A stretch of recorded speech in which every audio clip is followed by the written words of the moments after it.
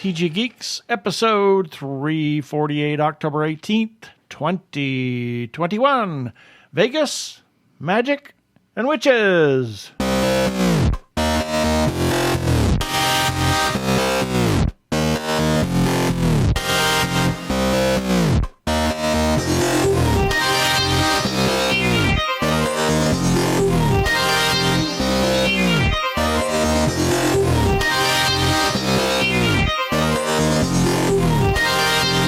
Hello and welcome to another webcast. Wow, that's awfully loud. To another webcast from tggeeks.com, where Ben and Keith, the Two Gay Geeks, talk about all aspects of geekdom and nerdery, sci-fi, comics, film, horror, genre, you name it, we talk about it.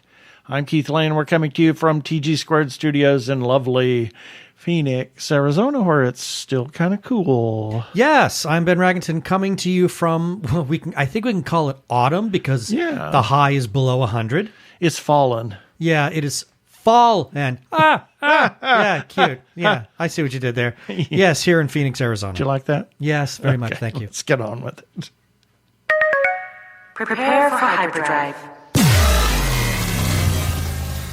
Meanwhile, in the Hall of Episodes, the Two Gay Geeks are discussing this. Well, in this episode, we are going to talk to Mark Rosendorf, who has written a couple of books, Witches of Las Vegas, who is a RONE Award winner and just won that last week.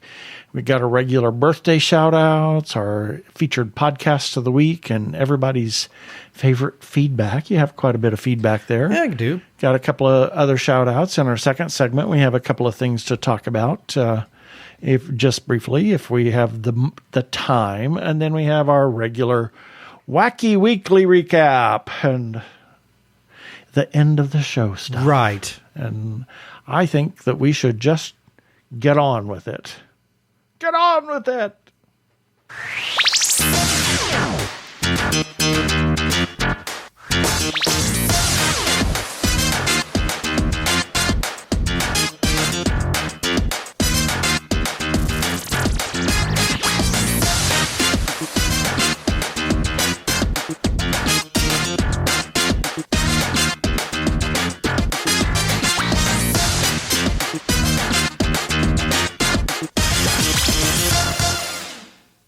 And this time we have a real treat for you. We have a RONE Award winning author, Mark Rosendorf, with us this time. Welcome to the show, Mark.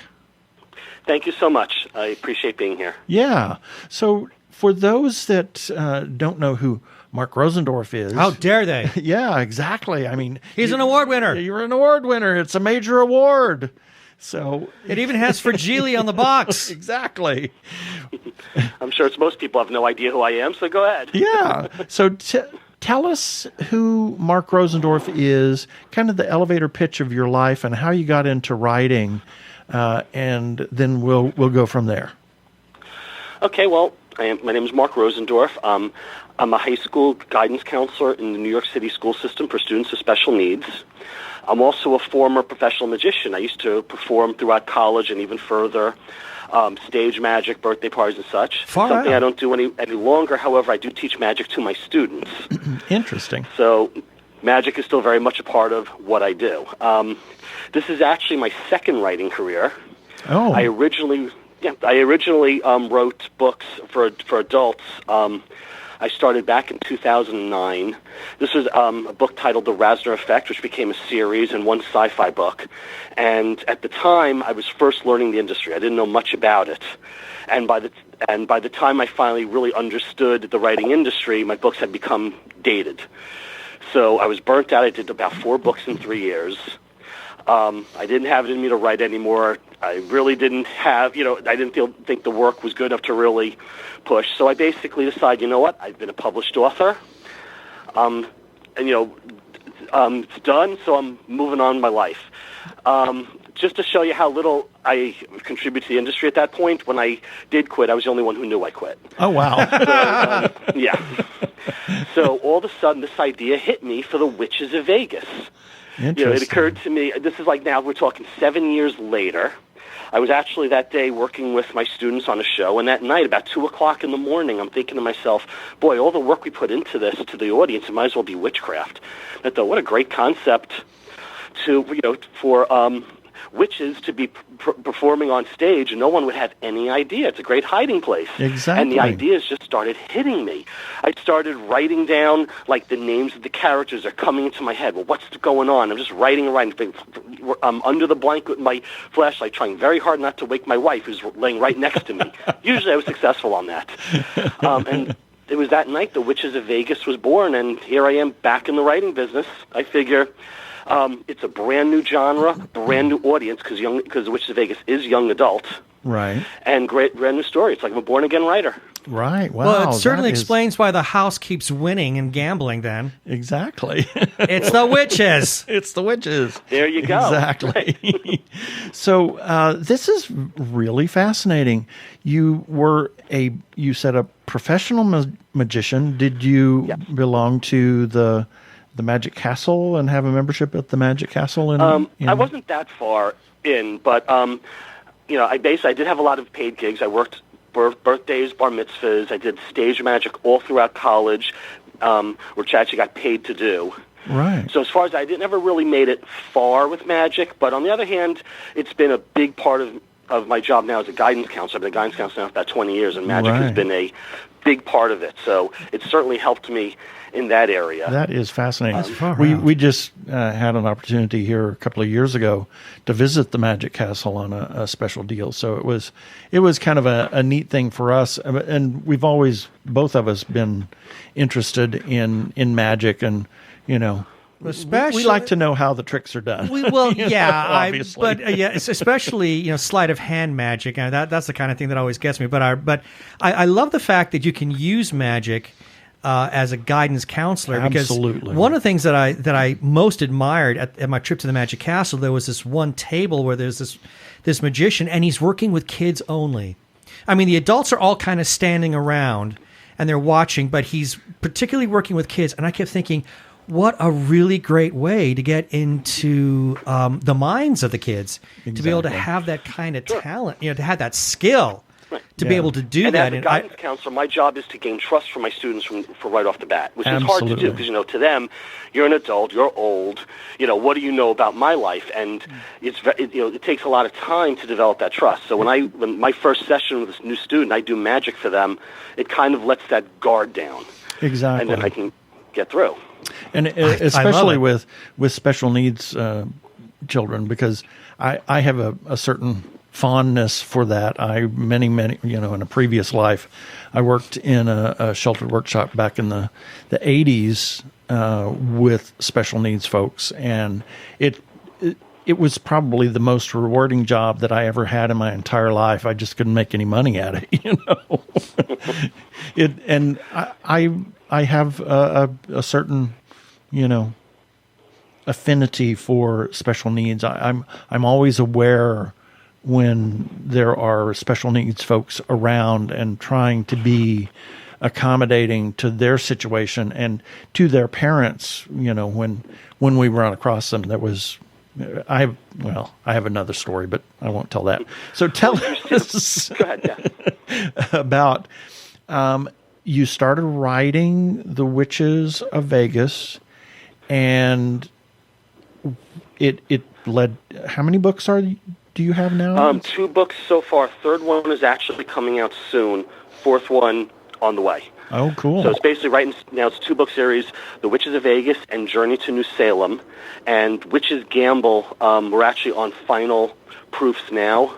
So soon there's going to be a release date for that. Right. Interesting. So can you share a little bit about what this is about more than what you just already shared? Oh, I would absolutely love to. The Witches of Vegas is about a family of witches who hide in plain sight as magicians on the Vegas Strip.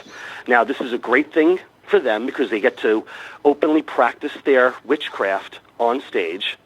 They get to, basically use all their power, be famous. It's great for them. It's great for the audience. It's not so good for the other magicians. Because one thing about magic, besides the fact that the witches put on a much better show, it's also they can charge a lot less because they don't have all the overhead that goes into magic. So a lot of magicians find they have to leave Vegas because they just can't keep up. So the story revolves around two main characters. Isis Rivera, who is the adopted daughter of the Witches of Vegas, found out she's a witch herself, is now being trained by them. Her goal to get on stage with them, which is where the first book opens. The other character is 15-year-old Zac Galloway. Zack is the nephew and apprentice of the last magician left in Vegas. And they're just trying to survive with their show while competing with this amazing Witches of Vegas show.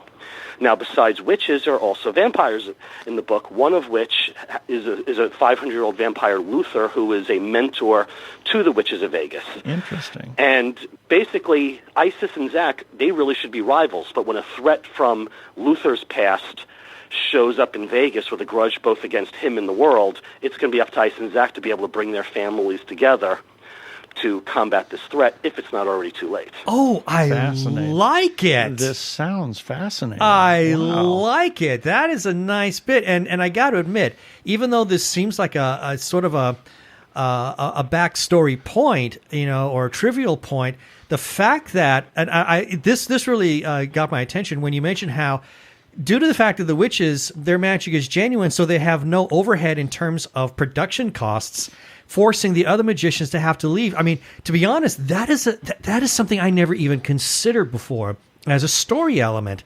So I'm terribly impressed by that. And got my attention. So I think I need. Okay, there's another book to add to the pile. Exactly. Well, so let me share Journey to New Salem, which continues the story, takes the Witches of Vegas and the magicians to a whole other area, because here we actually find out about a fabled village in the world that witches throughout history have gone to escape persecution. So it's the second book where basically the first story revolves around the witches and the magicians. The second book actually takes their world and opens it up. Oh, sort of like a Brigadoon? It starts in Vegas. It actually leaves Vegas. Yeah, interesting. Nice. That's really interesting. So in the process of writing these books, there was something that happened just last weekend, correct? You want to tell us? Oh, my RONE Award winner. Okay, so the RONE Award, which stands for Recognition of Novel Excellence.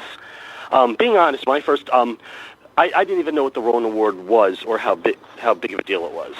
But I did know that a lot of the authors at the Wild Rose Press, we have a forum between authors, and they talk about different opportunities. And there was a lot of talk, a lot of excitement whenever anyone got a good review from Indie Tale magazine. And it was always pointed out that how hard it is to get a good review from them, because they're very picky.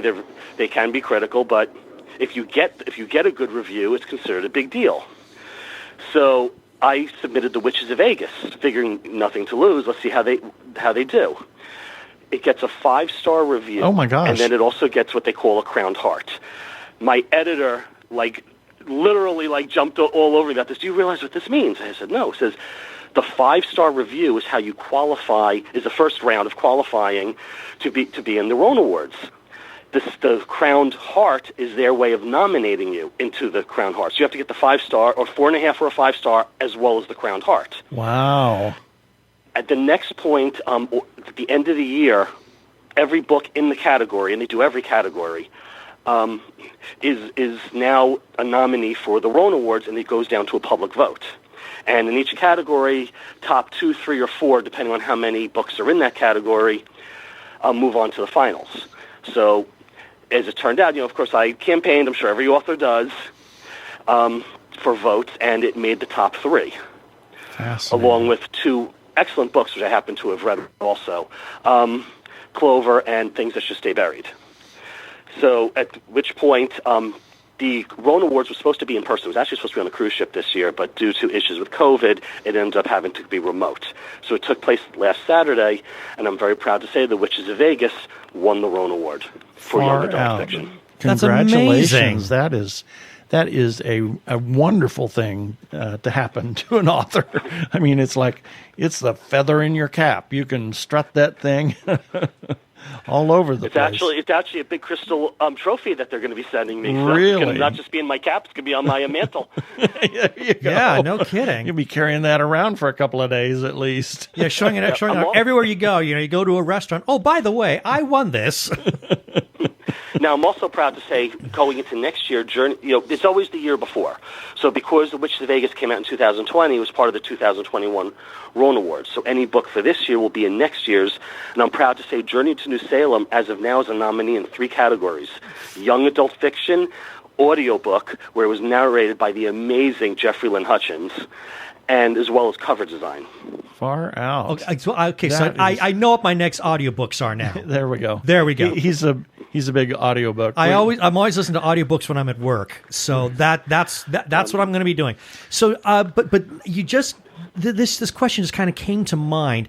Now, you had mentioned that previously you had done some writing, some adult writing.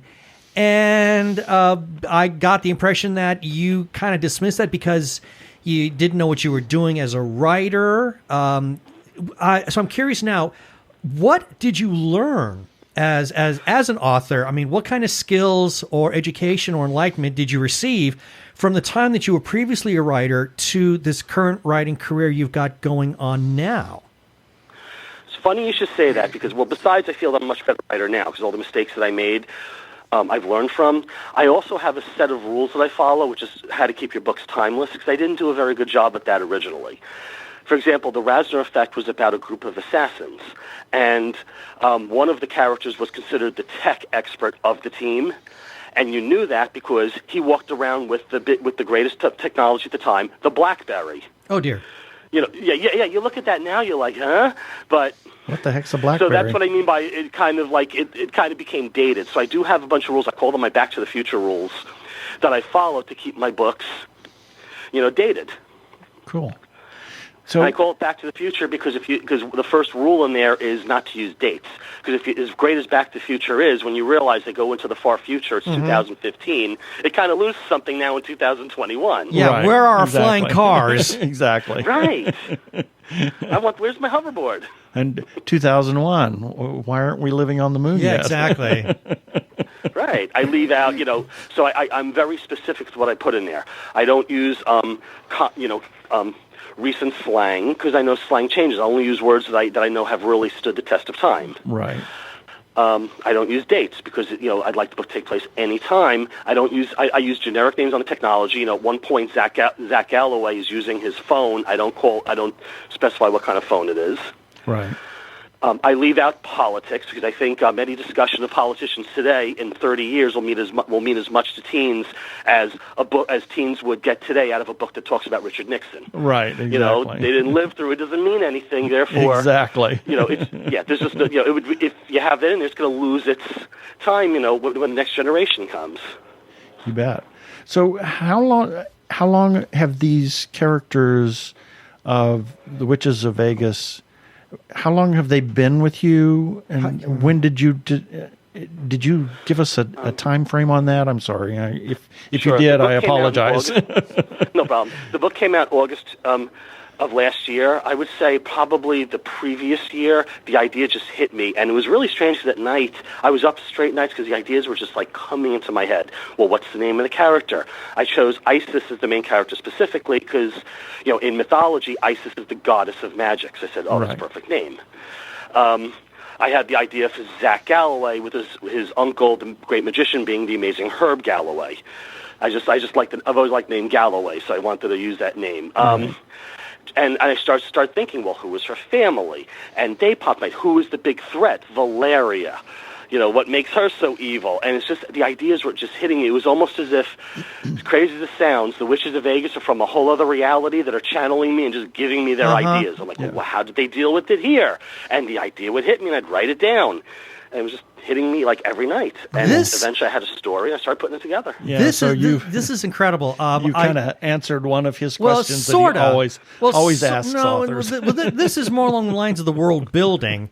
And we've talked to we're just talking to authors all over the place, and it's amazing how so many people have to kind of like work at it to try and get a sort of an understandable and believable and consistent universe for these stories to take place. Whether the world sort of looks like reality or not is not the point. The fact that it seems like it's just popping into your head so crazily like this is amazing. I've never heard of anything quite like. It's like you've tapped into something that I think is fascinating. So now I want to ask about your characters. So you've talked about the world and you've talked about the backgrounds of these people. When it came to actually working on the characters themselves, as you were writing, were they as equally fully formed in your head to the point where they felt alive? I would say for the most part, yes. Well, let me start with the biggest character in the book, Las Vegas. Right. I knew right off the bat I wanted to be Vegas, and Vegas, is known as being a personality all of its own. So my family and I, when I knew I was writing this, and I was halfway through the rough draft of the book, my family and I, we took a vacation to Vegas. And, it was a family vacation, but I also went around with a notepad. I'm taking notes. I'm taking in everything I'm seeing. Because I knew Vegas was going to be a main... Vegas, like I said, it's practically its own character. Mm-hmm. As far as the other characters, well... The two 15-year-olds in the book, well, I've been working with teens for 20 years. So I knew a lot of that was going to fit in there. And the other characters just kind of came together, very much in my head. Obviously Herb and Zac Galloway, I've worked around a lot of magicians. And so I was able to really kind of grasp their personalities. I actually had a mentor when I first started in magic whose name was Herb. So a lot of him is kind of based on him. Interesting. Who unfortunately, passed away many years ago. So did you find that they began to each develop their own unique voice to the point where you could almost hear them in your head while you were writing the books? Absolutely. Absolutely. I mean, the first, besides as Isis and Zack, the next character that really spoke to me was Luther, because I knew he was going to be a major part of this because he was the one who was guiding the witches. Right. And what you find out is that the reason he's been working, that they're on stage, is because he's been training them for their whole lives, is because for many generations he's been training witches for a potential threat from his past that he was always worried could come back, to basically be a defense for Earth. Interesting. So then, following along in this vein, has there been anything that you started writing down a path and then the character said, no, wait, no, that's not right. We have to go this way instead of the way that you're going? Definitely, I would say especially in the second book, Journey to New Salem, because Journey to New Salem was actually a much tougher book because it's almost like a crossover between two worlds, because the witches of Vegas, who due to one of their own getting very sick, and it's obviously not medical, it's something supernatural beyond what they know, they have to find this fabled village to find out, first if it's real and second if they can help. And before I could even write the second book, I had to put together, what does this village look like? What is, how is it run? Who are the people in the village? And I could tell you the president that they meet absolutely changed, maybe more than once. It was originally going to be a much older, wise woman. And then I thought, you know what, this is a teen book. How cool if I can come up with a way that it's actually a 19-year-old who's the president of this entire village. Interesting, and when you read it, there is an it is a very, viable explanation how that happens. And you find out in Journey to New Salem. But this was the idea that, basically I had the original president all figured out. And then the idea, basically she changed big time. Cool. Very nice. So you've got Journey to Salem, and the next book is, again, what's the title on that? This Witches of Vegas, Journey to New Salem. The one that's coming out is going to be called Witches Gamble, and that is a promise I made myself. If I could ever come up with an original concept for time travel, I wanted to write it. And I think I've come up with a very original story, which there's been so many time travel books, it's almost impossible. But I believe I've come up with one that's going to intrigue everyone, and that's the main premise behind the third Witches of Vegas book. Fantastic. Cool. So, with all this, and I'm telling you, gosh. I'm going to be going onto Amazon, and I'm going to be getting, or at least I'm going to go to Audible. I'm going to be getting these audiobooks because I've got to listen to them now. I'm terribly intrigued by them. So, for anybody else out there listening to us, could you give to tell everybody where can they find your works? I suppose I'm expecting they're everywhere, but could you at least tell them where they can find everything that you've written? Where's the best option for you? Sure. The Witches of Vegas series is available in print and digital, pretty much anywhere books are sold online. It's available in audio, again, by the amazing Jeffrey Lynn Hutchins, through both Amazon and Audible. I know that's basically the same thing, but they do have two websites. For links directly to the books, my website, markrosendorf.com. Mark Rosendorf is one word, .com. You'll find links to Amazon, Barnes & Noble, Target, Walmart, everywhere that the books are sold. So since you've... go ahead. Yeah. I was going to say, since you've mentioned... I was going to say also, I post this as well as on Twitter, Facebook. Anybody can follow me on Twitter. And I'm constantly, I always have links on there as well. Well, you've just answered my question then. The social media aspect of it. Yes, at Mark Rosendorf. And then on Facebook, Mark Rosendorf's The Witches of Vegas. This fantastic. This has been, I wish we could talk to you more, but it's just like, oh my gosh, we ran out of time. Well, we'll have to have you back on when you're getting ready to for the release, second RONE Award. Yeah. or when you're getting ready to release Witch's Gamble, we'll have to have you on the show again. Exactly. Well, I'll definitely let you know when I have a release date, which should be soon. It's cool. Fantastic. Well, thank you so much, Mark, for being on our show. It was my pleasure. Thank you for having me. I really do appreciate it. You don't need to hear their identification. They're the Two Gay Geeks. They can go about their business. Move along. That was really a fascinating great conversation. I was very impressed by it, and the books sound absolutely incredible. I'll be definitely getting my hands on the audio for that so I can listen to those while I'm working. Exactly. Well, here's a few selected birthdays for October 18th through October 24th, 2021. October 18th, Howard Shore, composer, Lord of the Rings, most famous for Lord of the Rings. And he was actually the music director of Saturday Night Live when it started. Oh, I didn't know that. He was a friend of Lorne Michaels. So. No kidding. I know that he composed, or at least co-composed, an opera based on The Fly. Interesting. Which I'm very curious. I know he worked on that with Placido Domingo for the LA Opera. Oh, cool. And I would love to be able to get my hands on that, or at least listen to it. But given his ability for very thematic, almost Wagner-type composing, I'd be very curious to see how that sounds. Yeah, he helped Dan Aykroyd and John Belushi in the first incarnation of the Blues Brothers. Really? Yeah. Amazing. And was, speaking of Wagner, he was inspired by Wagner for his Lord of the Rings score. And there's all these leitmotifs all over the place. With the exception of Shelob's Lair, which Peter Jackson said, pretend you're scoring a Cronenberg score, and this should sound like The Fly. Huh. Now I'm beginning to wonder. Yes, interesting.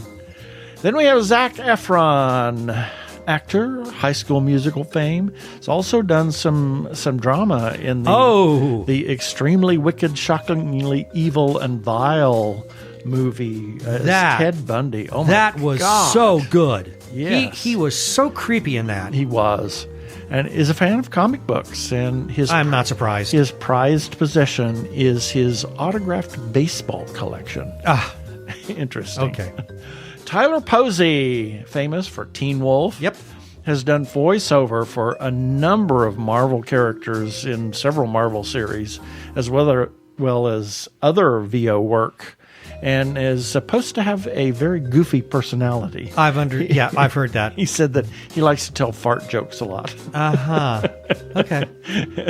And then we have a Facebook and comedy actor friend of ours, Zach Noe Towers. Happy birthday, Zach. Happy birthday. October 19th, Jon Favreau, actor, producer, director. Oh my God. Really, I think a terribly underrated talent. Yes. He was, a favorite indie filmmaker and has moved into the mainstream. But I'm so glad that he has not gotten out of the indie film market. Exactly. Because he did a movie that I heard him talk about with Chris Hardwick, and I was so entranced by it that I said, we need to watch this, and we loved it, and it's called Chef. Yep. It was what a really great movie. A great film. Iron Man was an independent film. Yeah, imagine that. And look what that did. Exactly. He's producer, writer, director of Mandalorian. And The Mandalorian is regarded by many as the post-trilogy definitive work these days. Exactly. People prefer The Mandalorian over the sequel trilogies, or at least many people do. Yeah. And then Michael Gambon, actor, very full career, my God. Especially in his later years, I think. Gosford Park to Doctor Who to Harry Potter. And he's an antique weapons enthusiast. Huh. Interesting. Okay. Peter Max, artist.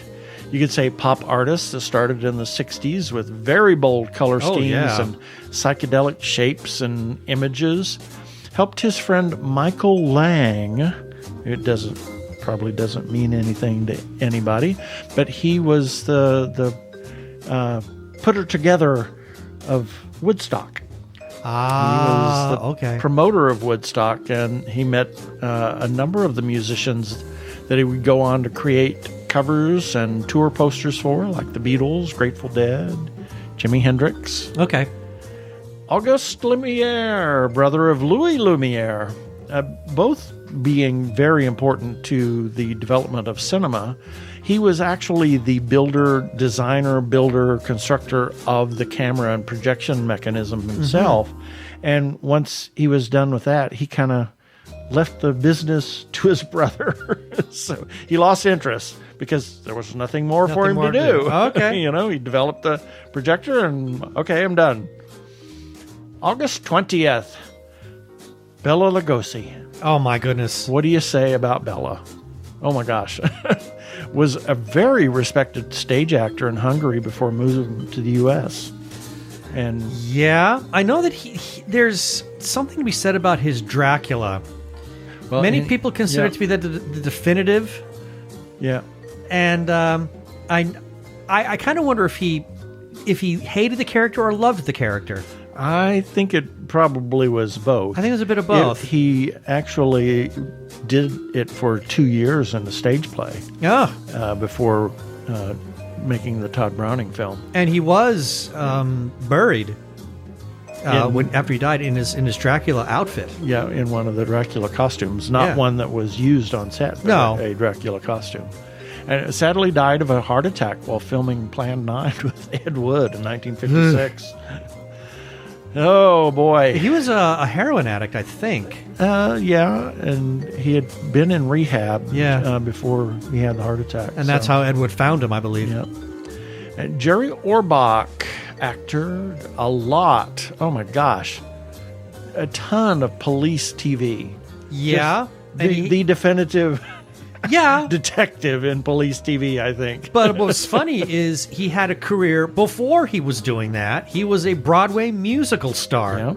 He was actually appeared in several Murder, She Wrote episodes. And was Lumiere and the Beast, Beauty and the Beast. My favorite story of him... Oh, yeah, go ahead. Go ahead. I was going to say my favorite story with him is that he desperately, after doing stage for so long, he tried very hard to get out of musicals and wanted to just do dramatic acting.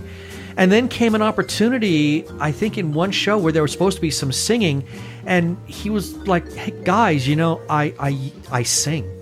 Yeah. And then he kind of wanted to get back into it, and I'm glad he did, because who doesn't love Lumiere in the animated Beauty and the Beast? He's fantastic. Yeah. And he was at one time a chauffeur for Mae West. I remember hearing something about that. Yep. Thomas Newman, composer, a ton of TV. He did the main title and end credits for, oh my gosh, probably 30 TV shows and a number of movies, several Disney and Pixar films. Yeah. Most notably Saving Mr. Banks and Wall-E. And he's the son of Alfred Newman. Oh, really? Composer. How about that? Then we have Facebook friend Sue Hodge Parker and a classmate of mine, John Derrick, and Sam Garcia Southern, who had his short film at the Phoenix Film Festival a number of years ago. How about that? Yeah. October 21st, Carrie Fisher, actress, Princess Leia. She left us too soon. Yep, daughter of Debbie Reynolds. And it is fascinating that they lived next door to each other for most of her life. It's fascinating. And found it very difficult to act opposite Peter Cushing because he was so nice and polite between takes. Yeah, I remember hearing about that. Yeah. And sadly died on a plane on her way back from the UK from an appearance on Graham Norton show. Right. I mean, what? Oh, her death was Oh, my God. so tragic. And then her mother, 2 days later. Yeah, Debbie Reynolds was just so heartbroken that she ended up dying. Yep. Ursula K. Le Guin, author, wrote Lathe of Heaven. Yeah, and wrote the Star Lost novel, which was turned into a film. She wrote the novel? Yep. I didn't know that. Yep. And famous for sci-fi and fantasy writing, notably the Pern series, Dragon Riders of Pern series, and graduated from Berkeley High School with Philip K. Dick, but they didn't know each other. No, Yes. didn't know that. Yeah, I heard that. Yeah, Whoops. boy, did I stop myself there. And a friend of ours, C.J. Johnston, happy birthday. October 22nd, Christopher Lloyd, actor. Oh, good grief. Oh, my gosh. Crazy man. Crazy man. Taxi, Doc Brown and Back to the Future, Who Framed Roger Rabbit, Krug in Star Trek 3, and the list goes on and on and on. You say Krug in Star Trek 3, but that was still the same character from Taxi. Yeah, exactly. Yeah, it really was. He said that was actually one of his favorite roles, is Krug? playing Krug. Yeah. Really? Yeah. Huh. Jeff Goldblum. Oh, actor. another crazy man. Oh my gosh. Jurassic Park, Independence Day. Seems to either play himself or he has become the character characters he plays. He's always playing some eccentric character. And we kind of, what was that series? We were watching The World According to Jeff. Yeah. Jeff, something like that. Yeah. We were watching that on the Disney Plus. A crazy thing. And he was himself. And Yeah. You saw it. He was nuts. He is nuts. Yep, he's a talented piano player and Very talented. has played regularly at LA nightclubs. Yeah. And He's an amazing jazz player. yep. Franz Liszt, Hungarian composer, mid-1800s, was a friend to many of the composers of his time, Wagner, Chopin, the Schumanns, Berlioz, and was instrumental in developing the symphonic poem. And your mother had Franz Liszt hair. Or she used to say. She called it that. When her hair would get long and I she love that Franz Liszt. needed a perm. She says, "Here's my Franz Liszt look." And then Derek Jacoby, British actor.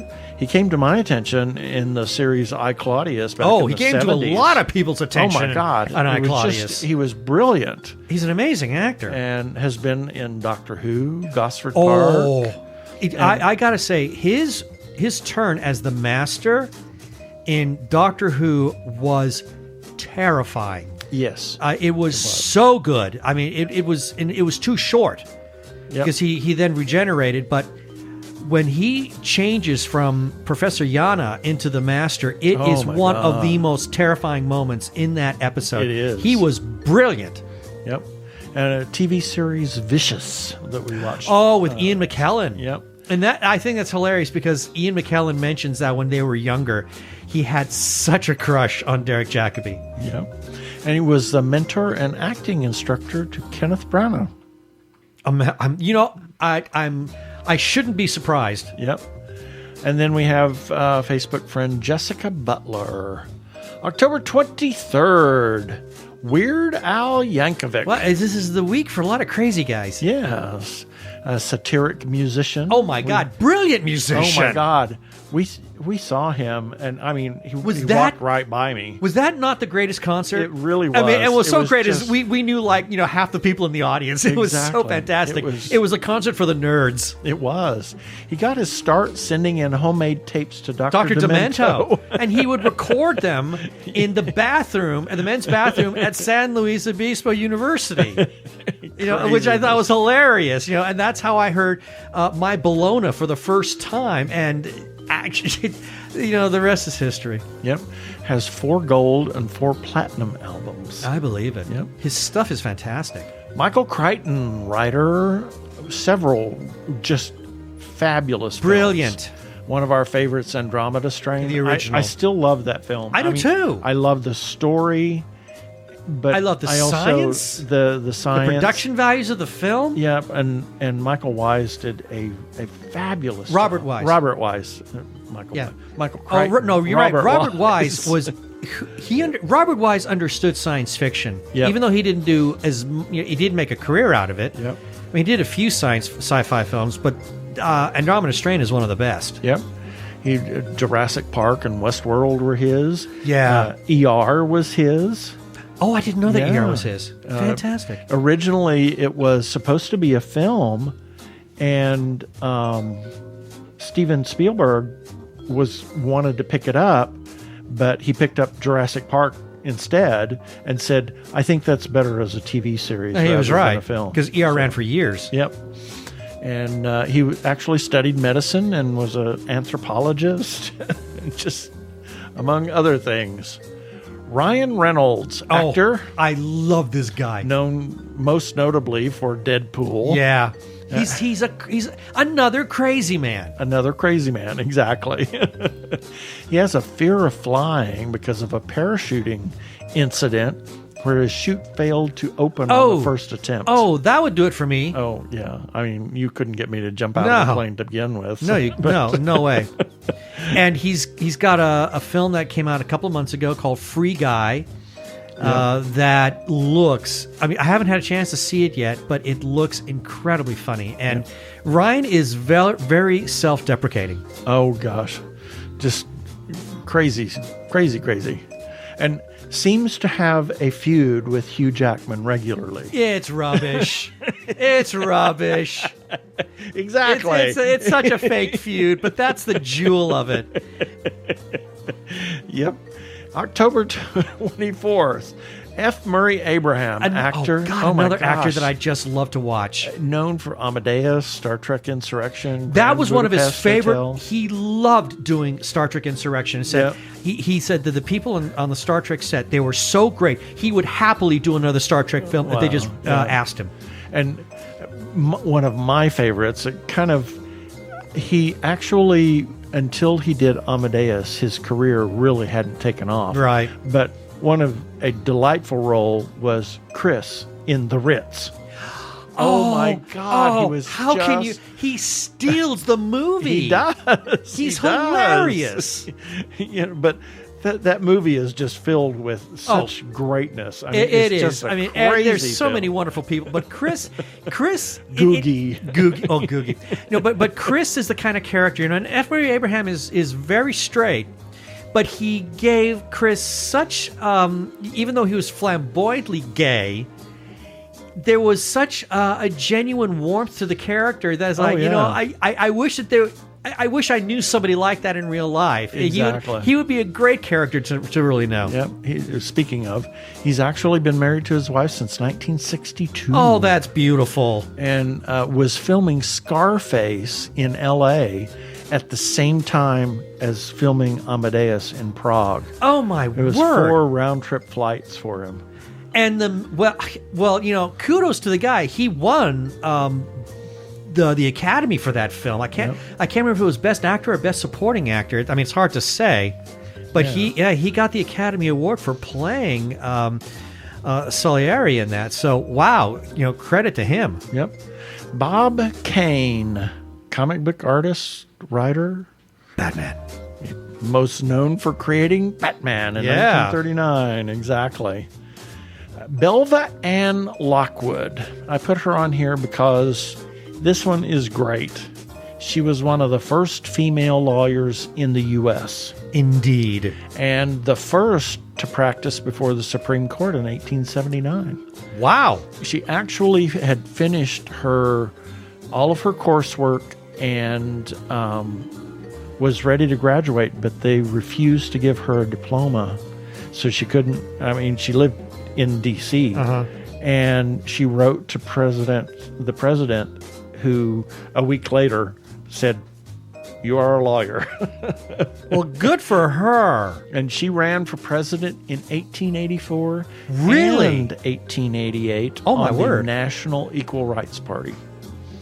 Wow. Was quite the activist for women's suffrage. And I mean, she probably knew that she didn't stand a chance, but she must have also realized that by doing this, she's breaking a few ceilings at the same time. Exactly. Fantastic. And that's it for the birthdays this time.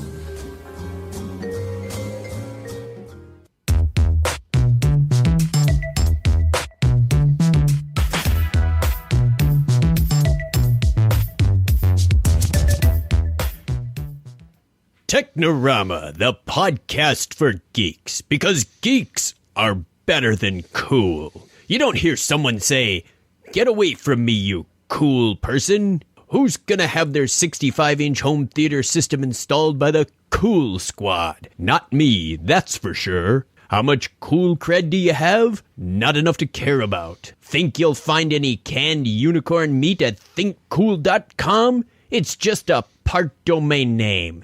They don't even have roadkill in a paper cup.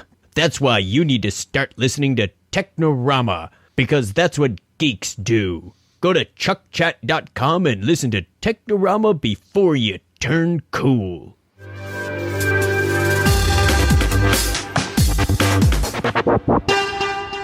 Go give a listen to our friends Chuck and Craig over at Technorama Podcast. I'm Daniel Radcliffe, and I believe that reaching out for help is the bravest thing a person can do. If you are struggling and need support, call the Trevor Lifeline at 1-866-488-7386. It's free and confidential, and trained counsellors are there to listen 24/7 without judgment. To learn more about the Trevor Project's life-saving work for lesbian, gay, bisexual, transgender, or questioning young people, go to thetrevorproject.org. We want to give a shout out, as always, to the Joshua Tree Feeding Program, a 501c3 nonprofit food pantry for the HIV and AIDS community in Maricopa and Pinal counties. Joshua Tree offers a place where clients can select from a wide assortment of nutritional foods to take home, and they set it up like a store so that the clients can pick and choose the food that they prefer, and it empowers them to take only what they want so no food is wasted. They also have a second distribution for those in the gender nonconforming community that may be experiencing food insecurity regardless of HIV status. They do have a pet assistance program as well that provides pet food and pet supplies so that the clients don't get food to feed to their animals. They can actually get food that is appropriate for their animals. And they're an all-volunteer organization, and they could use your support right now, especially when they had the van breakdown recently, and they're trying to pay for that. Please go to jtfp.org, where you can give a monthly recurring gift or a single gift.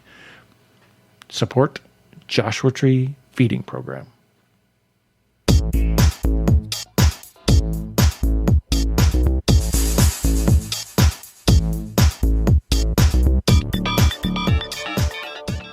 And it's time for our feedback. These are comments that we received in response to articles and episodes that we ran on our website at tggeeks.com.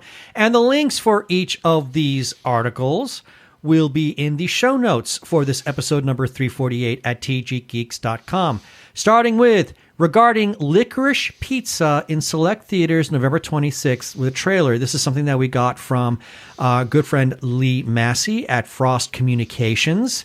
And we got a comment from Hamish Downey. He says, "You could have a pizza film festival with this. Mystic Pizza. And 2 guys and a girl and a pizza place." Ha ha! Very clever. Moving on, regarding Elvira's 40th anniversary apparel plus Creepshow Season 3 tees available at Fright Rags. I love Fright Rags. I love everything that they've got. Gosh. These guys are awesome. They've got some incredible stuff. Amazing merchandise. I have to tie my hands down so I don't buy out their merchandise. And we got a comment from Fright Rags. They left this for us on Instagram saying, "Thanks so much."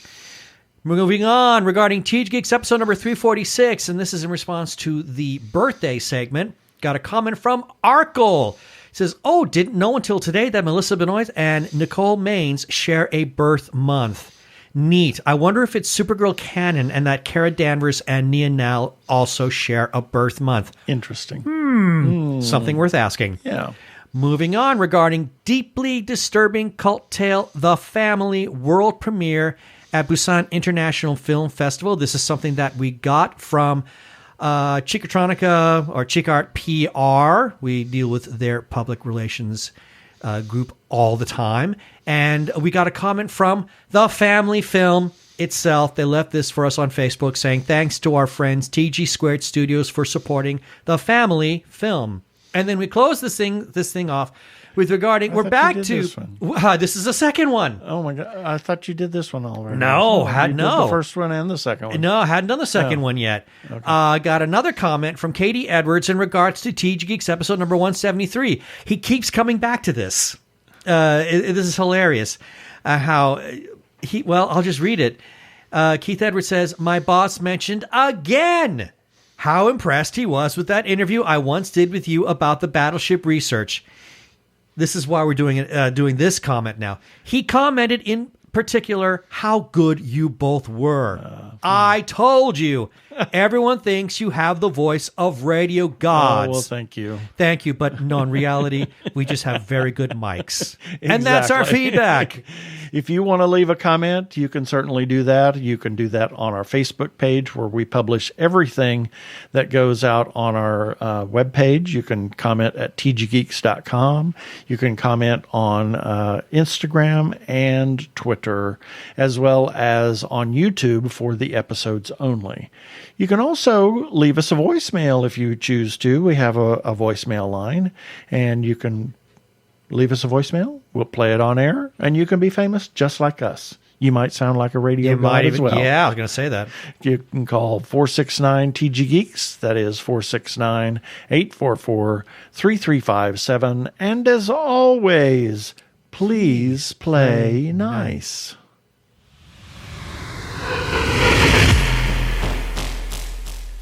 Well, as everybody knows, we are huge supporters of independent creators, whether it's filmmakers, comic book artists, writers, or others. Please go to their web pages, their Etsy pages, their Facebook pages, their Twitter, Instagram, TikToks, whatever they have. Talk to them, talk to other people about their stuff, and buy their stuff. Please consider supporting independent creators. If you are trans or are questioning your gender identity, and if you are in crisis or are feeling isolated and need someone to talk to, or you know of someone in a similar situation, there is a special hotline just for you. The hotline is provided by translifeline.org and staffed by trained counselors who are transgender themselves. The hotline in the U.S. is 877-565-8860. In Canada, it is 877-330-6366. Or you can go to translifeline.org to learn about the important work they are doing. Please reach out for help. You are not alone. Yeah, baby. They're like two gay geeks. They're together, you know. They're two gay guys and they're geeks. Is that okay?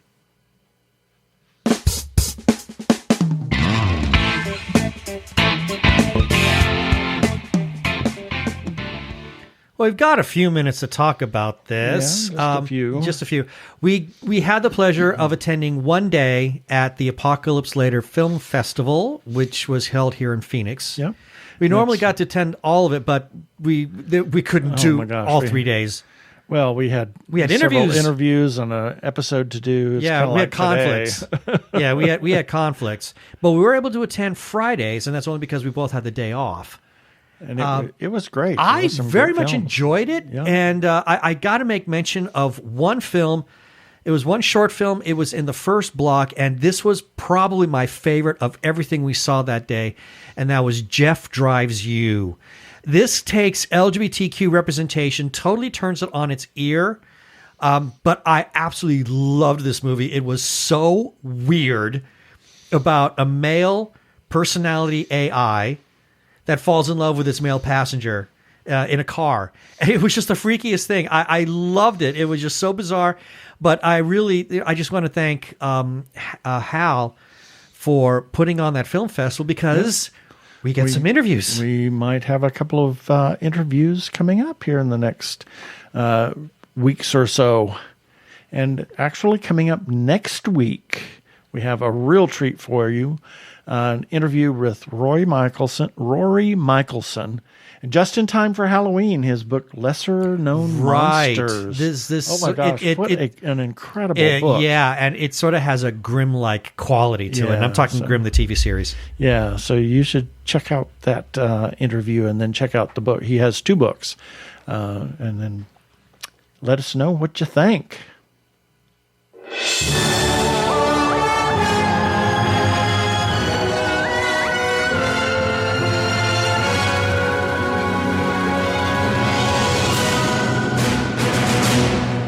And it's time for our weekly review. These are items that we ran on our website at tggeeks.com this past week. And the links for each of these articles will be in the show notes for this episode number 348 at tggeeks.com. Starting with Sunday, October 10th, Nerdy Chupacabras number 69. On Monday the 11th, TG Geeks episode number 347.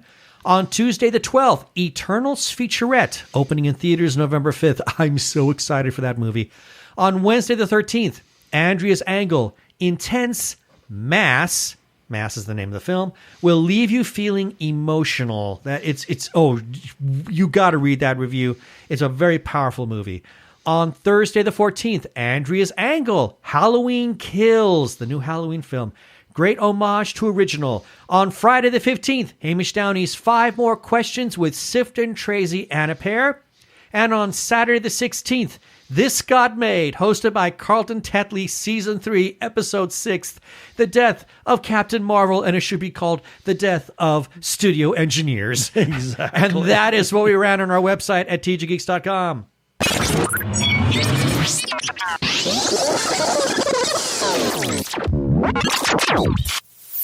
Have some shout-outs that we need to make. First to Brian Weber, Arkle. You heard feedback from him a little bit earlier. He's on Twitter as Geek of All Trades, also referred to as Brian the Ampersand List YouTuber. And you can also find his Arkle Times Post Dispatch news there. Search for Geek of All Trades on Twitter, and you'll be able to find his Post Dispatch news. Also, while you're looking at all things Arkle, go to his YouTube channel, youtube.com/Arkle Studios. He has a number of his projects there. His Shameless Cash Grab series, which is Wrapped Season 6. His Rants vs. Zombie series, yes, it is over, but past episodes are always there, as well as his Arkle Tier Ranks and his game videos of Trick and Treat and Star Trek Online.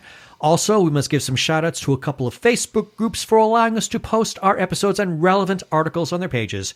First to Gay Geeks After Hours. Big thanks to the moderators for saying, please share away. Their URL is facebook.com/group/Gay Geeks After Hours. And then to The Gay Geek for also allowing us to share our lovely stuff there. And their URL is facebook.com/group/The Gay Geek. And as always, we give special thanks to their moderator, Jeremiah Reeves. Besides where you're listening to this podcast, we can also be found on Spotify, TuneIn, Stitcher, Amazon Podcasts, as well as where other fine podcasts can be found. Check us out on Tuesdays on Sci-Fi Radio at 3 a.m. and 3 p.m. Pacific Time on Tuesday. They're going to do a replay of this episode and listen to their other content. They're a 24-hour geeky internet radio station. Please rate us and review us on iTunes. And don't forget to subscribe to our YouTube channel.